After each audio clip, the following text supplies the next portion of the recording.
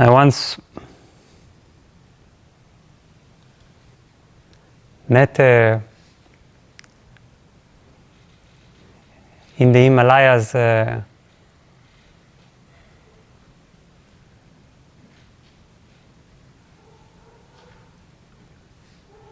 fully liberated teacher.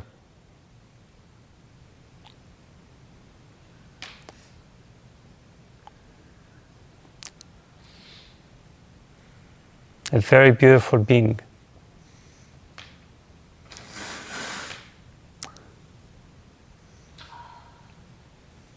So he shared with me his transformation, and he said, I like his summary of the process because it was there was something so simple about it. He said, for 9 months I was crying. Night and day, all the time, crying. Then, for 9 months I was laughing.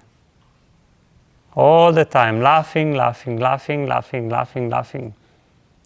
Then, for 9 months again I was crying. And then he said, and after that, there were no more tears and no more laughter.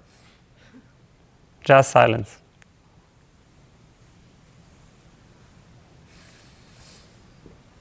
That's a nice summary.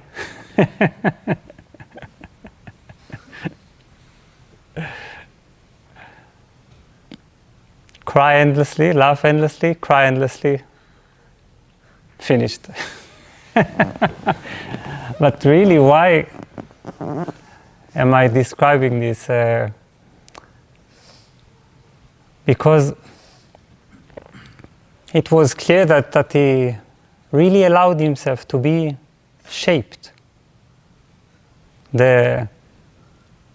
All the sorrow at first, it's all the sorrow, all the tension was bursting out, was releasing. It was a cleansing. Then there was laughter. I don't know if you know, perhaps you have it, you've experienced this once in your life, that you cried so much that you started to laugh. This is very natural because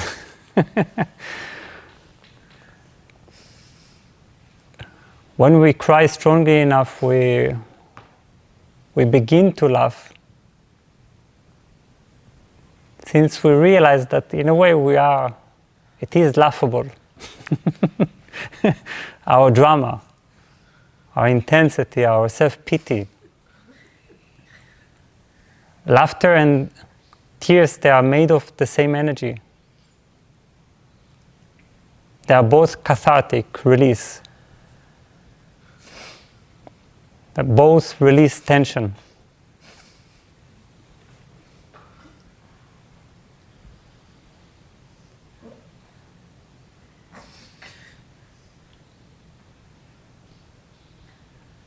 And both meet at the edge.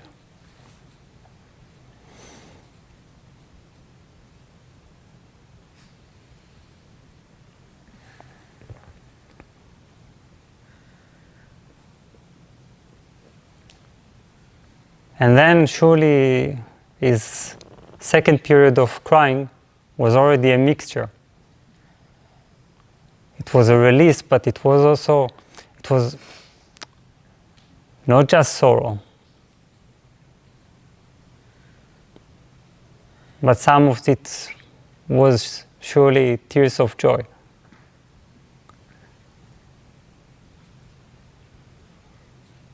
And it's not like we meant now to cry for 9 months, laugh for 9 months. It's not a recipe. I didn't give you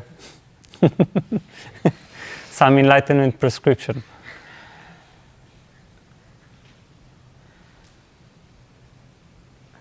But it's the feeling of it, of letting something, a river, a river of tears, a river of laughter gush through you, cleanse you, like a thunderstorm, like a force of nature that pushes through your limitations. Just because, in a way, you have stopped doing. And all the energies are finally able to replenish themselves, to transform themselves.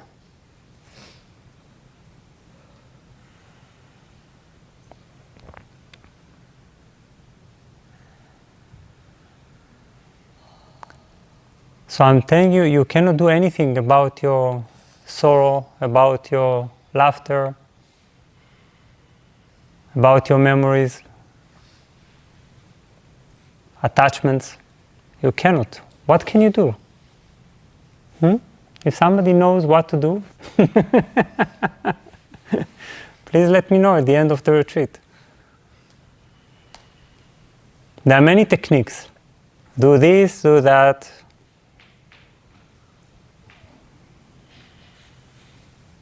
But even a technique is helpful only at the moment when our innermost being is ready to let go. And even the best technique in the world is not helpful when our innermost being is not ready to let go.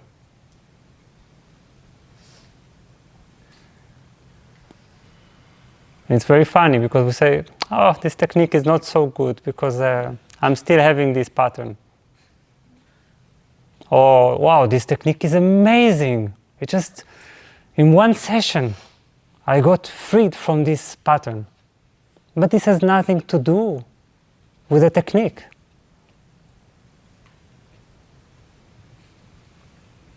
It has everything to do with your maturity, with your honesty, with your ability to look at something that you did for so long and to say, hey, I don't need this anymore. I can be without it. I can be without this layer. This is no longer myself.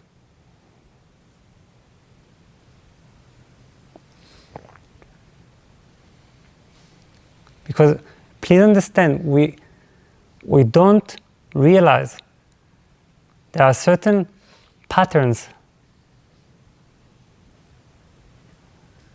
that we prefer to live in us just because this is how we recognize ourselves. You see? It's like, take it away and it's like we're naked. What should we do? I don't know who I will be. If I'm letting go of this pattern, of this addiction, of this, it's me. Then we hold on to it.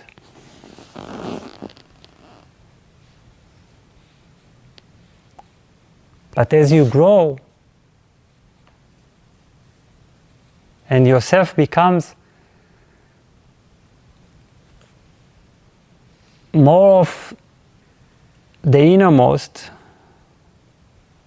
and less of the personality,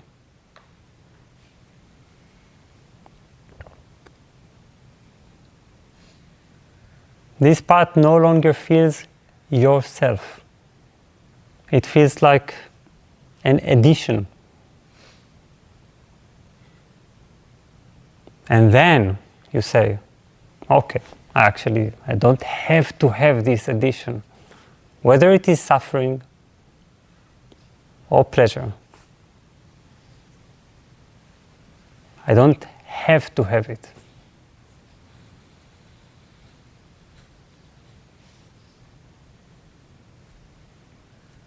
Then it falls away just like the skin of a snake. It's time. You watch it die. It's not even dying. It's not even transformation. It's not even letting go.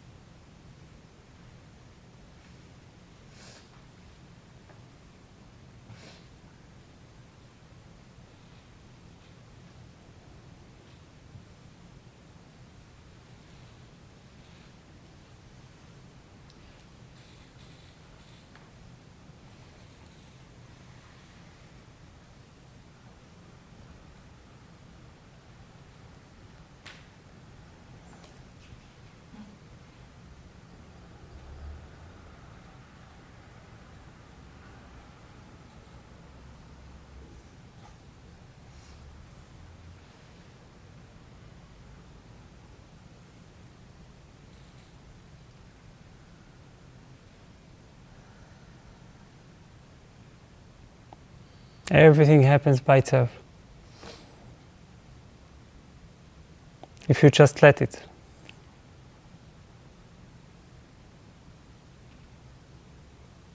The more we intervene, the more rigid we become, the slower the change. If you are a cloud, there is the least resistance.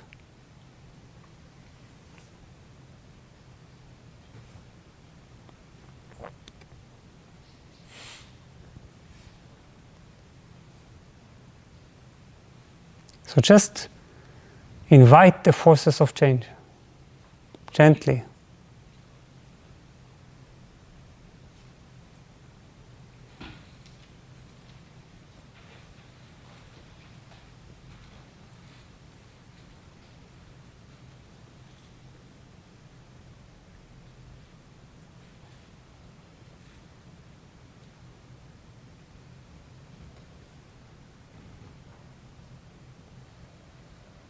Your part is only to be aware.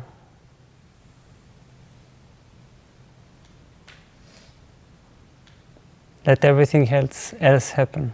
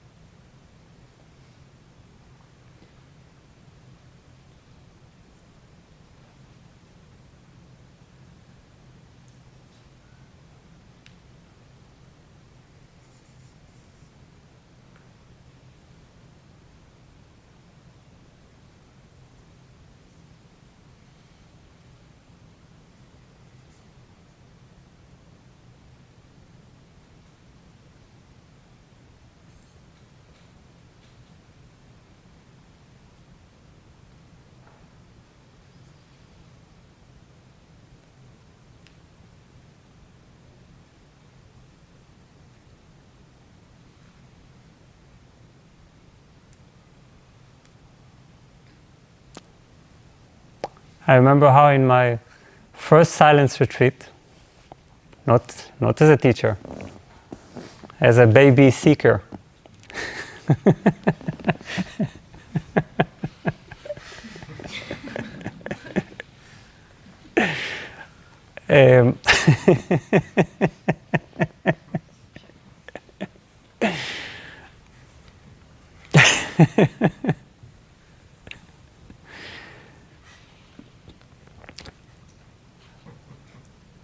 it was in Egypt, in a desert area called Sinai. So then, one morning I woke up, I opened my eyes, and realized that the world doesn't need me.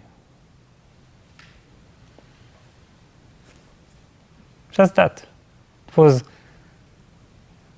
a very simple understanding, but also, for some reason, it was shocking.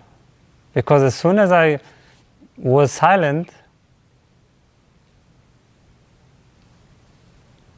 And there was no more of my intervention, my participation. I realized that I became awareness, and the world was just doing fine. Everything was happening. Everything had its own momentum. There was absolutely no need for my management. The world didn't need this little dictator telling it, hey, you go there. You're not doing it properly.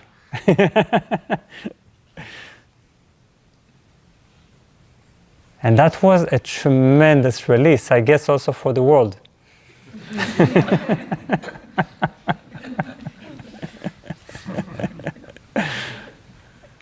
Right? Because sometimes, we say, I want to be liberated, but from a certain perspective is the world would be happy to liberate itself from us, from our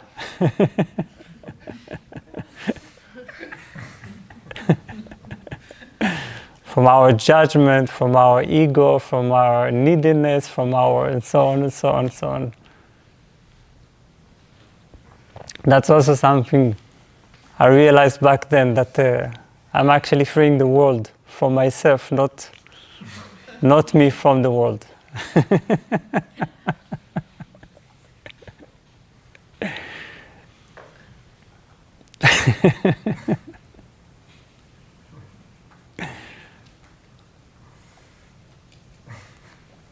And from that moment, just this simple understanding that the world didn't need me,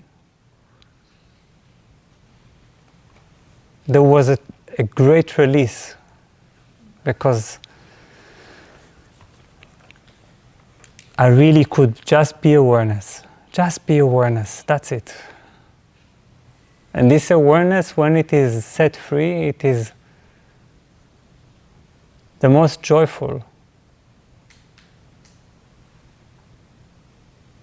It is joy itself.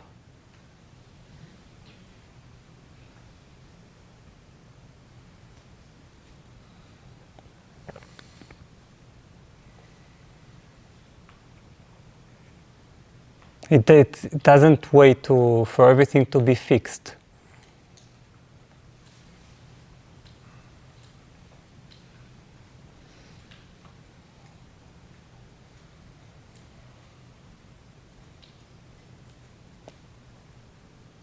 It just does what it needs to do. Be aware. And lets nature do what it knows to do, to transform our being.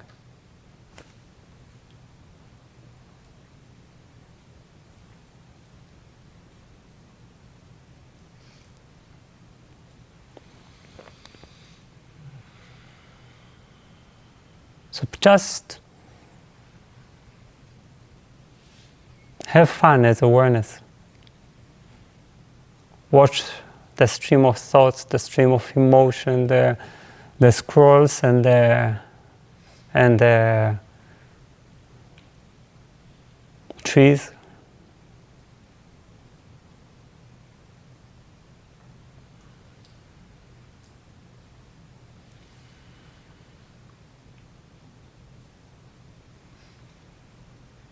And see how the whole world is changing when you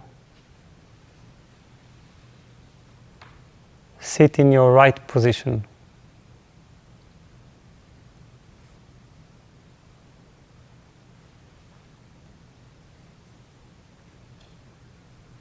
Not as an inner doer.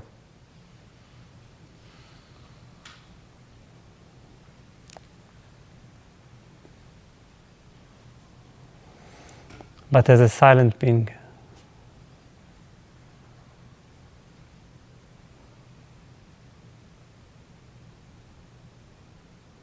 When you really resign from this job as the world's manager and your inner world's manager,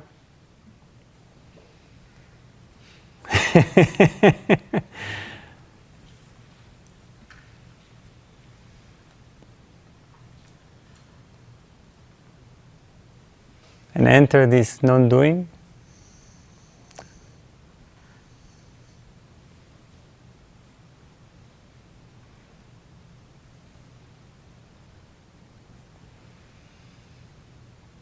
You can sit like that for many hours.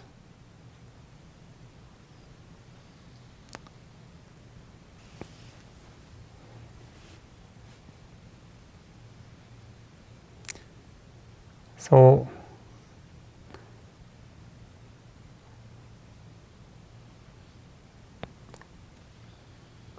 while you are hanging around as awareness, there's also a schedule happening by itself. And because surely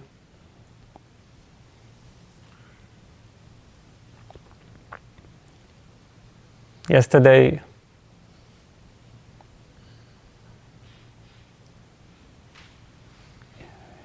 you missed some of the explanation, I will shortly explain now.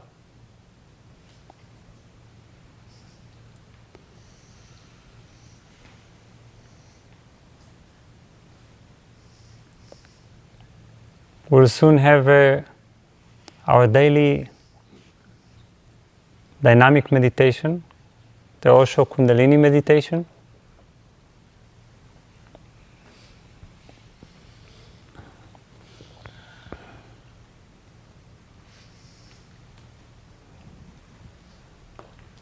It is a powerful meditation combined with movement.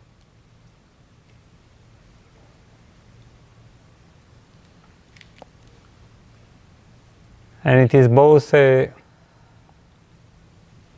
cathartic process and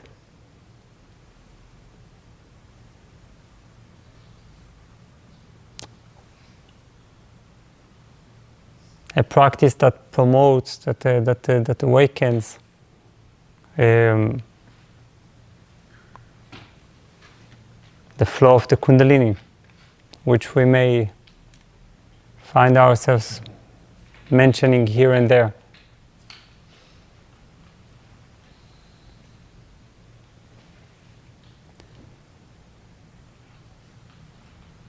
Then we enter lunch break.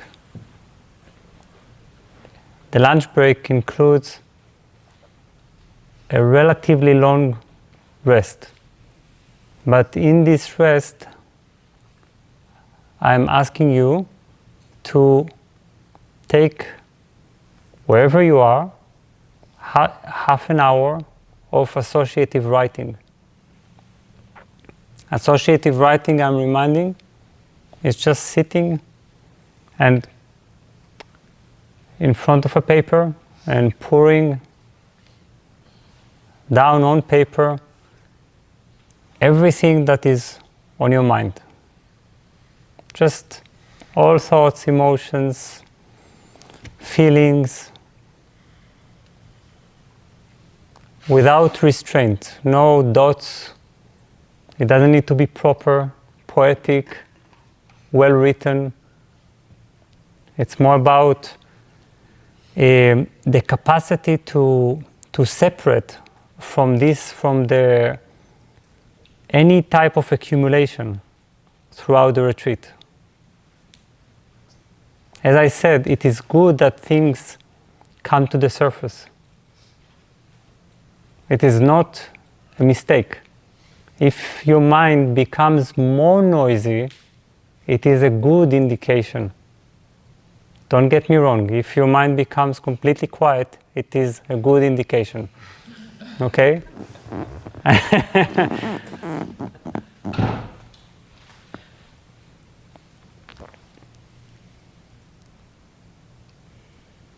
Then, emptied more emptied, thanks to this associative writing, you will come here. It is, this happens at, I guess, 5, right? Tell me exactly when. Sorry? 4. At 4. Okay. So at 4 you are coming here. I'm waiting for you with a ball full of koan questions. Remember the Zen questions that are meant to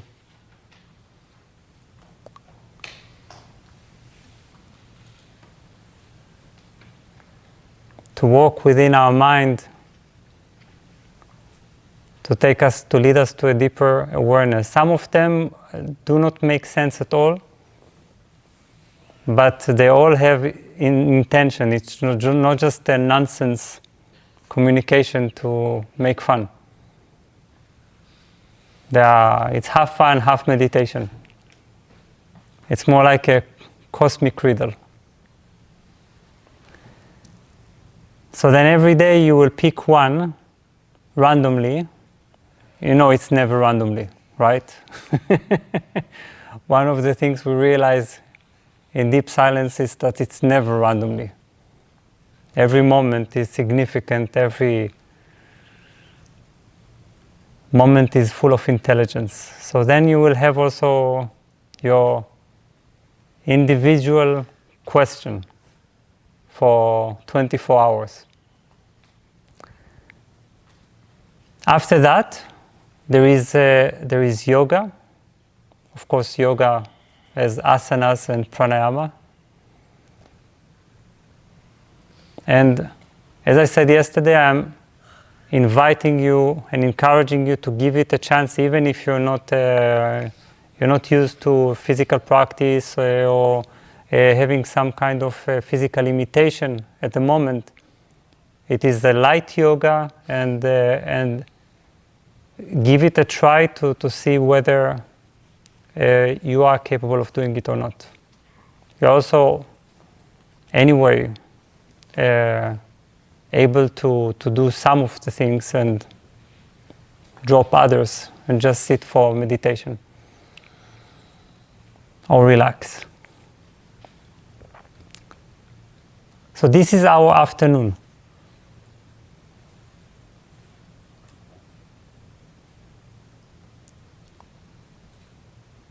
But remember, please, this is just decoration.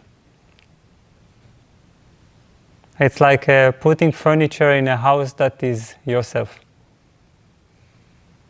What is important is the house, the space that contains the happening, and this is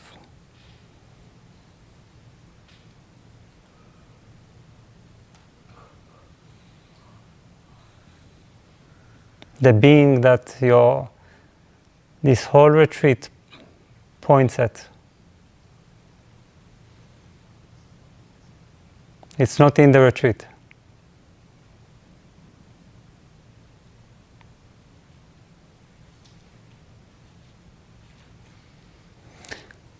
So I'm wishing you a day full of nothing, of doing nothing.